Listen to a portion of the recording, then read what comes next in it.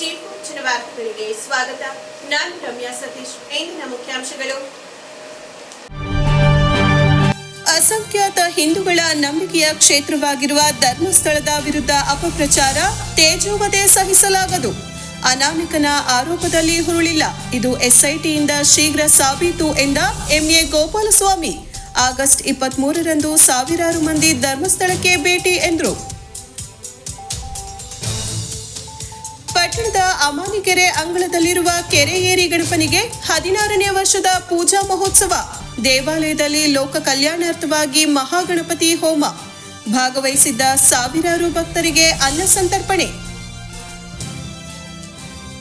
ಹಾಗೂ ಪಟ್ಟಣದ ಕೋಟೆ ಶ್ರೀ ರಾಘವೇಂದ್ರ ಸ್ವಾಮಿಗಳ ಮಠದಲ್ಲಿ ಕಳೆದ 5 ದಿನಗಳಿಂದ ನಡೆದ ಆರಾಧನಾ ಮಹೋತ್ಸವ.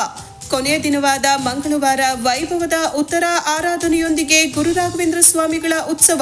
ಪಟ್ಟಣದ ಪ್ರಮುಖ ಬೀದಿಗಳಲ್ಲಿ ಸಾವಿರಾರು ಭಕ್ತರು ಭಾಗಿ.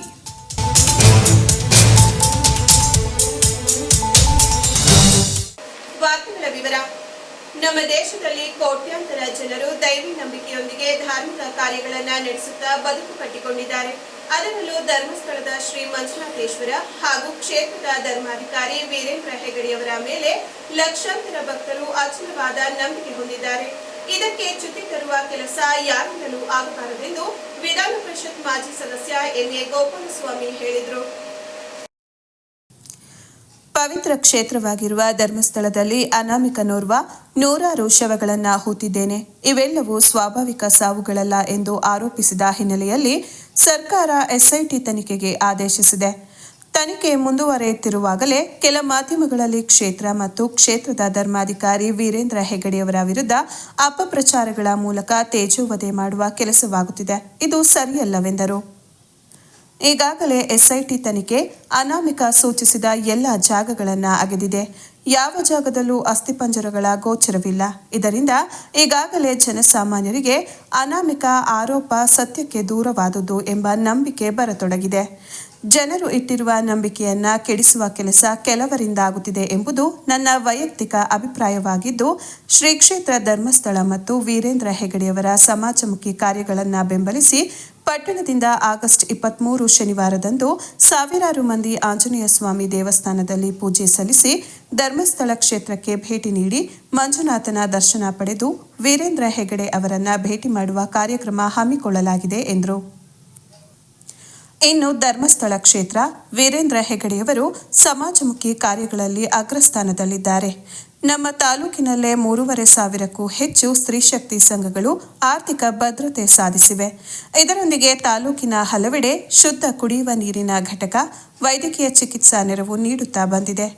ತಾಲೂಕಿನ 10 ಕೆರೆಗಳಲ್ಲಿ ಹೂಳೆತ್ತುವ ಕಾರ್ಯದೊಂದಿಗೆ ನೂರಾರು ದೇವಸ್ಥಾನಗಳ ಜೀರ್ಣೋದ್ಧಾರ, ನಿರ್ಮಾಣ ಕಾರ್ಯಗಳಿಗೆ ಅನುದಾನವನ್ನು ಒದಗಿಸುತ್ತಾ ಬಂದಿದೆ. ಇಷ್ಟೆಲ್ಲ ಸೇವೆ ಮಾಡುತ್ತಿರುವ ಕ್ಷೇತ್ರದ ಬಗ್ಗೆ ಅಪಚಾರಕ್ಕೆ ಮುಂದಾಗಿರುವ ಅನಾಮಿಕನಿಗೆ ಗಲ್ಲು ಶಿಕ್ಷೆ ನೀಡಬೇಕು ಎಂದರು. ಸುದ್ದಿಗೋಷ್ಠಿಯಲ್ಲಿ ಮುಖಂಡರಾದ ಎಂಕೆ ಮಂಜೇಗೌಡ, ಅಣತಿ ಆನಂದ್ ಕುಮಾರ್, ಟೆಂಟ್ ಪ್ರಕಾಶ್, ಪ್ರೇಮ್ ಕುಮಾರ್, ಉಮಾಶಂಕರ್ ಇದ್ರು. ಟಿವಿ ವಿಷನ್ ಇರ್ಬೋದು, ಎಲ್ಲರೂ ಕೂಡ ನಾವು ಪ್ರತಿನಿತ್ಯ 24 ಗಂಟೆ 16 ಗಂಟೆ ನಮ್ಮ ಧರ್ಮಸ್ಥಳ ಮಂಜುನಾಥ ಸ್ವಾಮಿ ನೀವೆಲ್ಲ ನೋಡ್ತಾ ಇದ್ದೀವಿ. ನೀವೊಂದು ಯಾರೋ ಅನಾಮಿಕ ಅಂತೇಳಿ ಅವನು ಕೋರ್ಟ್ಗೆ ಹೋಗಿ ಅವನು ಬಂದು ಸರ್ಕಾರ SIT ಮಾಡಿ ಅದು ತನಿಖೆ ನಡೆಯುವಂಥ ಸಂದರ್ಭದಲ್ಲಿ ಎಲ್ಲೋ ಒಂದು ಕಡೆ ನಮ್ಮ ಮಂಜುನಾಥ ಸ್ವಾಮಿ ಮತ್ತು ಅಣ್ಣಪ್ಪ ಸ್ವಾಮಿ ನಮ್ಮ ಧಾರ್ಮಿಕವಾಗಿ ಏನು ಹಿಂದೂ ಆಚರಣೆ ನಡೀತದೆ ಅದಕ್ಕೆಲ್ಲ ಒಂದು ಕಡೆ ತೇಜೋವಧೆ ನಡೆಯೋ ರೀತಿ ಒಂದು ಮಾಧ್ಯಮದಲ್ಲಿ ವಿತರಣೆ ಆಗ್ತಾ ಇದೆ.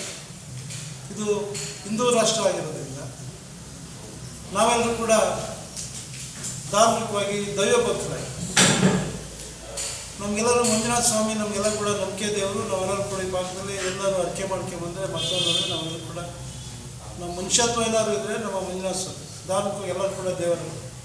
ಅದರಲ್ಲೂ ನಮ್ಮ ಚಾಮರಾಳ ಗುಂಟೇಶ್ವರ ಒಂದು ಸ್ಥಾನದಲ್ಲಿತ್ತು.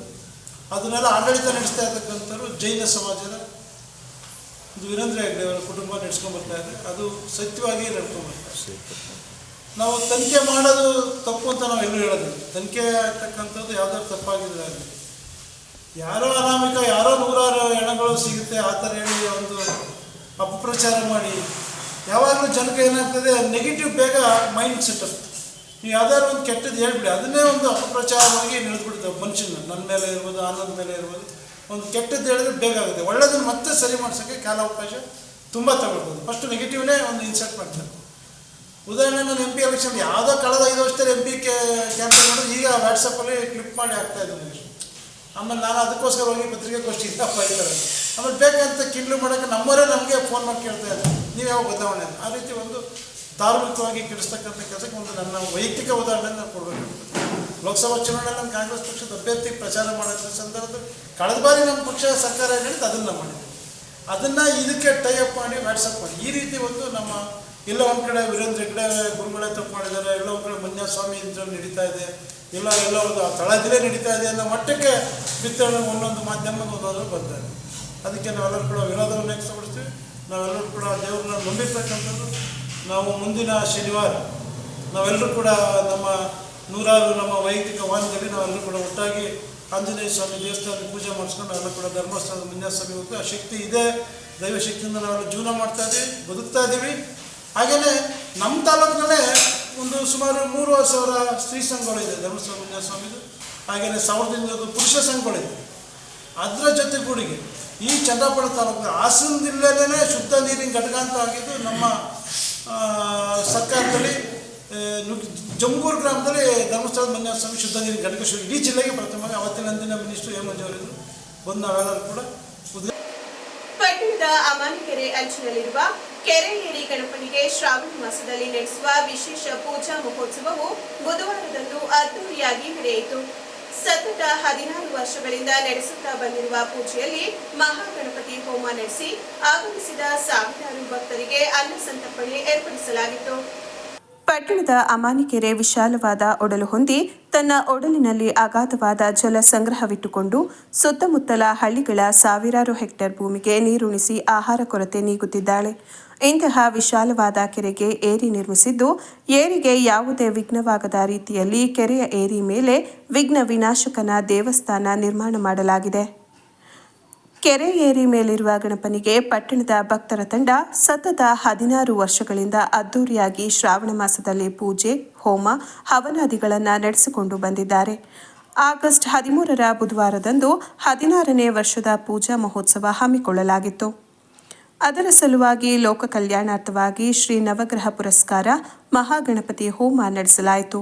ಹೋಮಕ್ಕೂ ಮುನ್ನ ಬೆಳಗ್ಗೆ ಮಂಗಳವಾದ್ಯ, ಸುಪ್ರಭಾತ, ಪಂಚಾಮೃತ ಸಮೇತ ಸೂಕ್ತಗಳ ಅಭಿಷೇಕ, ಅರ್ಚನೆ, ಪುಣ್ಯಾಹ, ಪಂಚಗವ್ಯ ಪ್ರೋಕ್ಷಣೆ, ಕಳಶಾರಾಧನೆ, ನವಗ್ರಹ ಪುರಸ್ಕಾರ, ಶ್ರೀ ಮಹಾಗಣಪತಿ ಹೋಮ ನಡೆಸಿ ಮಧ್ಯಾಹ್ನ 12:30 ಗಂಟೆಗೆ ಹೋಮಕ್ಕೆ ಪೂರ್ಣಾಹುತಿ ಸಲ್ಲಿಕೆಯಾಗಿ ಮಹಾಮಂಗಳಾರತಿ ನಡೆಸಿ ತದನಂತರ ಸಾಮೂಹಿಕ ಪ್ರಾರ್ಥನೆಯೊಂದಿಗೆ ತೀರ್ಥಪ್ರಸಾದ ವಿನಿಯೋಗ ಮಾಡಲಾಯಿತು. ಈ ವೇಳೆ ಪೂಜಾ ಕಾರ್ಯಕ್ರಮಕ್ಕೆ ಬಂದಿದ್ದ ಅಸಂಖ್ಯಾತ ಭಕ್ತರಿಗೆ ಅನ್ನ ಸಂತರ್ಪಣೆ ಏರ್ಪಡಿಸಲಾಗಿತ್ತು.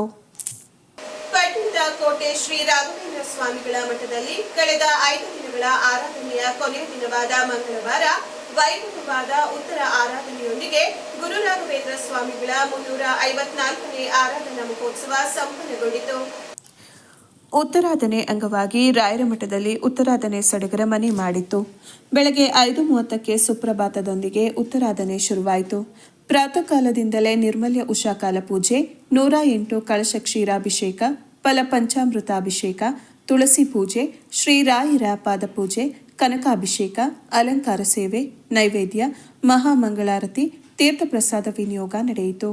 ಸಂಜೆ ಬೆಳ್ಳಿ ರಥದಲ್ಲಿ ಕಂಗೊಳಿಸುವ ವಿದ್ಯುತ್ ದೀಪ ಹಾಗೂ ವಿವಿಧ ಹೂವುಗಳಿಂದ ಅಲಂಕೃತವಾದ ಭವ್ಯ ರಜತ ರಥದ ಮಂಟಪದಲ್ಲಿ ಆಸೀನರಾಗಿದ್ದ ಶ್ರೀ ಗುರು ಸಾರ್ವಭೌಮರ ಉತ್ಸವ ಕಲಾ ಪರಿವಾರದೊಂದಿಗೆ ಶ್ರೀಮಠದಿಂದ ಪ್ರಾರಂಭವಾಗಿ ಕೋಟೆ ಬೀದಿ ಮೂಲಕ ಸಾಗಿ ನವೋದಯ ವೃತ್ತ, ಕೃಷ್ಣರಾಜೇಂದ್ರ ವೃತ್ತ, ಬಾಗೂರು ರಸ್ತೆಯ ಭುವನೇಶ್ವರಿ ವೃತ್ತದ ಮುಖಾಂತರ ಶ್ರೀ ಪ್ರಸನ್ನ ಗಣಪತಿ ಆಸ್ಥಾನ ಮಂಟಪದ ಮುಂಭಾಗದಿಂದ ಸಾಗಿ ಶ್ರೀಮಠದಲ್ಲಿ ಅಂತ್ಯಗೊಂಡಿತು.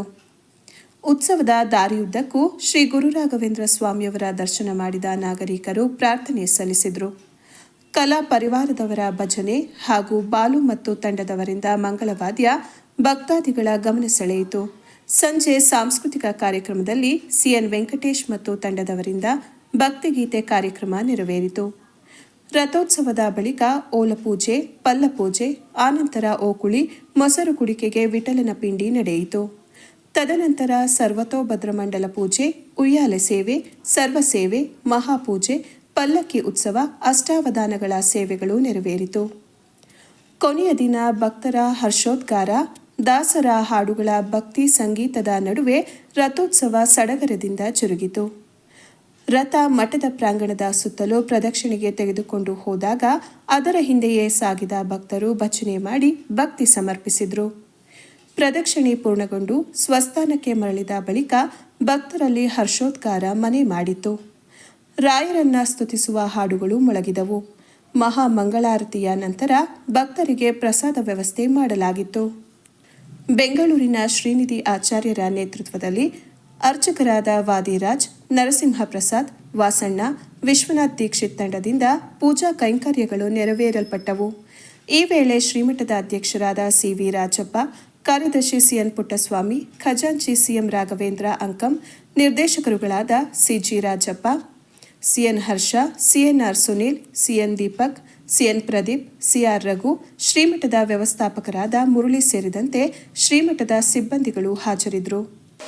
ಕೊನೆಯಲ್ಲಿ ಮತ್ತೊಮ್ಮೆ ಮುಖ್ಯಾಂಶಗಳು. ಅಸಂಖ್ಯಾತ ಹಿಂದೂಗಳ ನಂಬಿಕೆಯ ಕ್ಷೇತ್ರವಾಗಿರುವ ಧರ್ಮಸ್ಥಳದ ವಿರುದ್ಧ ಅಪಪ್ರಚಾರ, ತೇಜೋವಧೆ ಸಹಿಸಲಾಗದು. ಅನಾಮಿಕನ ಆರೋಪದಲ್ಲಿ ಹುರುಳಿಲ್ಲ, ಇದು ಎಸ್ಐಟಿಯಿಂದ ಶೀಘ್ರ ಸಾಬೀತು ಎಂದ ಎಂಎ ಗೋಪಾಲಸ್ವಾಮಿ. ಆಗಸ್ಟ್ 23ರಂದು ಸಾವಿರಾರು ಮಂದಿ ಧರ್ಮಸ್ಥಳಕ್ಕೆ ಭೇಟಿ ಎಂದರು. ಪಟ್ಟಣದ ಅಮಾನಿಕೆರೆ ಅಂಗಳದಲ್ಲಿರುವ ಕೆರೆ ಏರಿ ಗಣಪನಿಗೆ 16ನೇ ವರ್ಷದ ಪೂಜಾ ಮಹೋತ್ಸವ. ದೇವಾಲಯದಲ್ಲಿ ಲೋಕ ಕಲ್ಯಾಣಾರ್ಥವಾಗಿ ಮಹಾಗಣಪತಿ ಹೋಮ.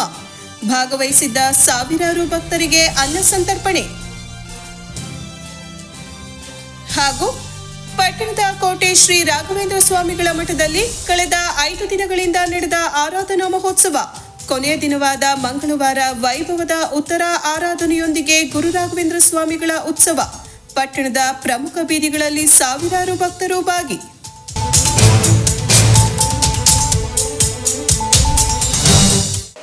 ಇದರೊಂದಿಗೆ ವಾರ್ತಾ ಪ್ರಸಾರ ಮುಕ್ತಾಯವಾಯಿತು.